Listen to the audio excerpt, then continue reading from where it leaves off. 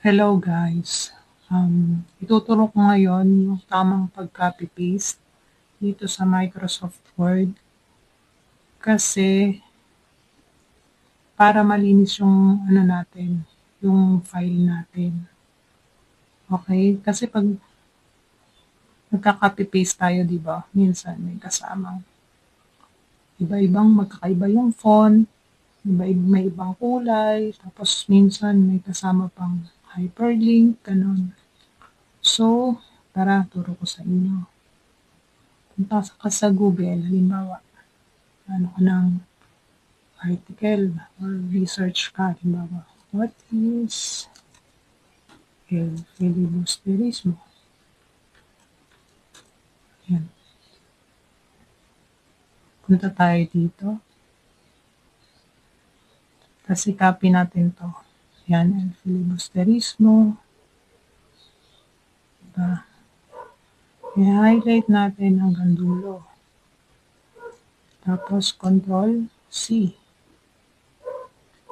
Tapos, punta tayo sa Word. Ito, guys, makikita nyo, ito yung styles niya. Ito yung mga styles na nasa Word na to, dun sa blank document. Pag nag-Control V tayo, ayan. Ito yung nakuha niyo yung mga blue font, tapos may mga naka-bold pa, naka-underline, tapos, yan, nakuha pa niya yung picture. Tapos, ito, magkaiba sila ng font. Ito, Arial. Tapos, ito, Times New Roman. So, iba-iba, di ba? Hindi siya consistent. Kaya kung magka-copy-paste tayo, dapat ang gagawin natin para pare-pareho sila ng font size, tsaka walang mga ganitong command, iba-ibang command or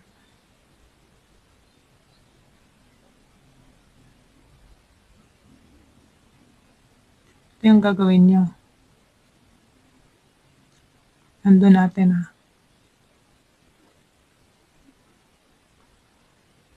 Ito, paste special unformatted text.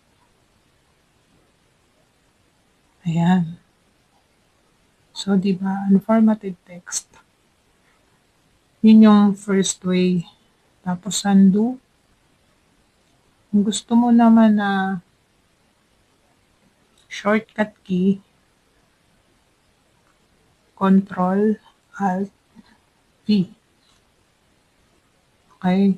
Control Alt V, unformatted text. Same lang yon. So, yan. Pare-pareho silang kalibre. Kasi yun yung nasa normal. Naka-normal ka.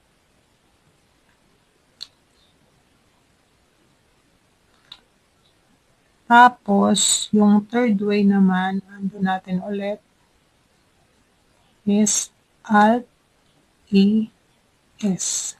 Makikita mo din yung unformatted text. Ayan guys. So, ayan, di ba malinis siyang tingnan? Ayan.